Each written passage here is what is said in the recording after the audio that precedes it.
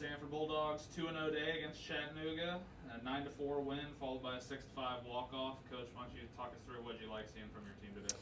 I think the second game is a little more impressive than the first. Obviously, we love all the hits. We love the home runs. Shaw, Katie Campbell were going off in the first game, and we had to show a little bit of grit in game two, which I think in game two, period, of a series, you have to win that one. It's the hardest one, in my opinion, to get. And so for us to be down 5 immediately, come back, show that resiliency is what impresses me the most for kind of how we go forward. So proud of them for that.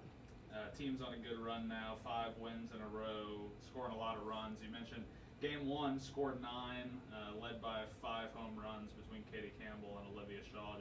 Is it a matter of time, kind of, just before those two get going? Definitely. And like I always say, they're best friends, and I think they feed off of each other. But this has kind of been the story all year of, can we play that hard non-conference schedule? And it was going to go one way or another. It was either going to actually, go as planned.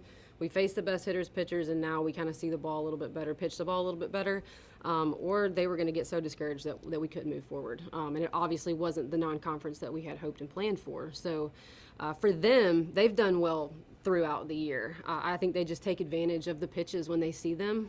When they both get hot at the same time, it's really hard to stop them. So I'm thankful that they kept getting the opportunity. Katie Campbell again, and Shaw again in the last inning there to help walk us off. So again, they put in the most work. They are in the cages all the time. So to see them reap the reward and the benefit of that is great for them. Saw McKinley Turner get a start. First time she's had game action in about a month.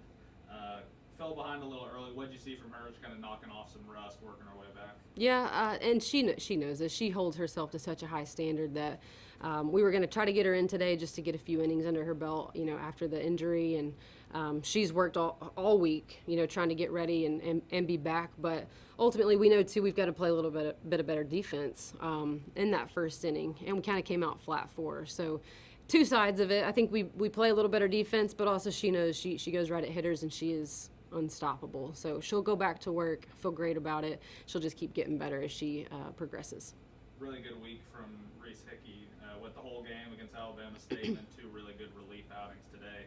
Just touch on kind of the freshman, her good work you've seen from her lately. Yeah, I think Sarah just said that she hasn't given up a run since her last start before Alabama State. So it's been, I think, 13 innings of no-run softball, which we can't ask for anything better. And again, I think she was just prepared well. Sarah does a great job with them in the bullpen. We work through their hitters. What are their positives or negatives? What they can and can't do. And she does all the work behind the scenes. And so for Reese to get the opportunity, come in and just slam the door and allow our offense to come back, I know they really feed off of that. So I'm proud of her, and especially as a freshman to come in and have that confidence speaks to her and how Sarah prepares. So proud of them. And then to close out here, fell behind 5-0, 6 unanswered runs to get the win.